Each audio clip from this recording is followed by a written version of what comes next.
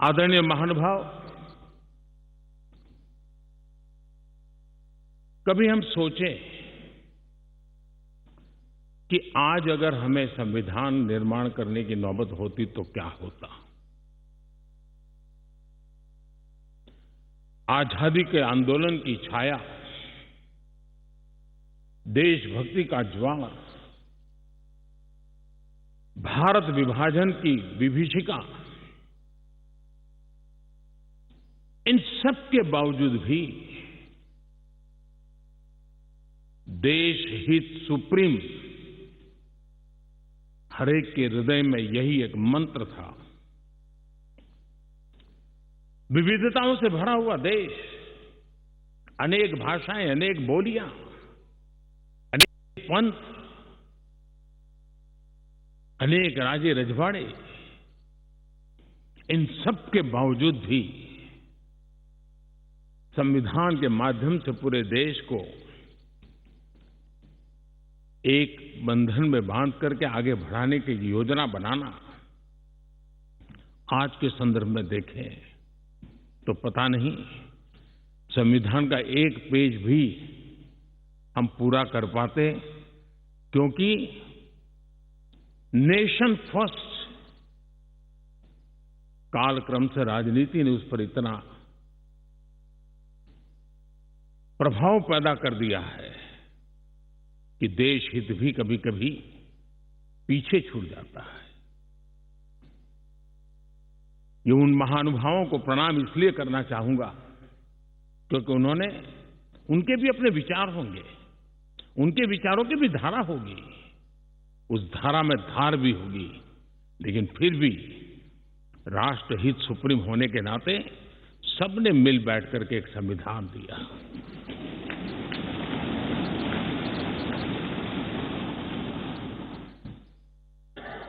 साथियों, हमारा संविधान ये सिर्फ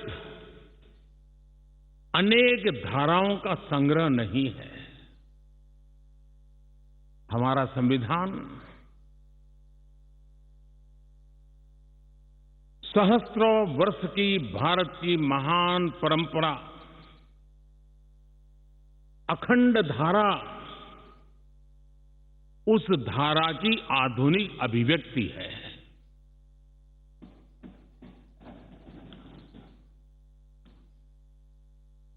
और इसलिए हमारे लिए लेटर एंड स्पिरिट में संविधान के प्रति समर्पण, और जब हम इस संवैधानिक व्यवस्था से जनप्रतिनिधि के रूप में ग्राम पंचायत से लेकर के संसद तक जो भी दायित्व निभाते हैं, हमें संविधान के लेटर एंड स्पिरिट को समर्पित भाव से ही हमें अपने आप को हमेशा सज्ज रखना होगा। और जब ये करते हैं तो संविधान की भावनाओं को कहां चोट पहुंच रही है, उसको भी हम नजरअंदाज नहीं कर सकते हैं। और इसलिए इस संविधान दिवस को हमें इसलिए भी मनाना चाहिए कि हम जो कुछ भी कर रहे हैं वो संविधान के प्रकाश में सही है कि गलत है, हमारा रास्ता सही है कि गलत है। हर वर्ष संविधान दिवस बनाकर के हमने अपने आप को मूल्यांकन करना चाहिए। अच्छा होता देश आजाद होने के बाद 26 जनवरी प्रजासत्ताक पर्व की शुरुआत होने के बाद हमें 26 नवंबर को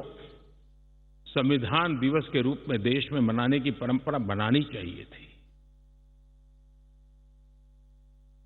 ताकि उसके कारण हमारी पीढ़ी दर पीढ़ी संविधान बना कैसे, कौन लोग थे इसको बनाते थे, किस परिस्थितियों में बना, क्यों बना, हमें संविधान कहां ले जाता है, कैसे ले जाता है, किसके लिए ले जाता है, इन सारी बातों की हर वर्ष अगर चर्चा होती है तो संविधान जिसको दुनिया ने एक जीवंत इकाई के रूप में माना है, एक सामाजिक दस्तावेज के रूप में माना है, विविधता भरे देश के लिए ये एक बहुत बड़ी ताकत के रूप में पीढ़ी दर पीढ़ी अवसर के रूप में काम आता। लेकिन कुछ लोग इसे चूक गए। लेकिन जब बाबा साहब आंबेडकर के 125वीं जयंती थी, हम सबको लगा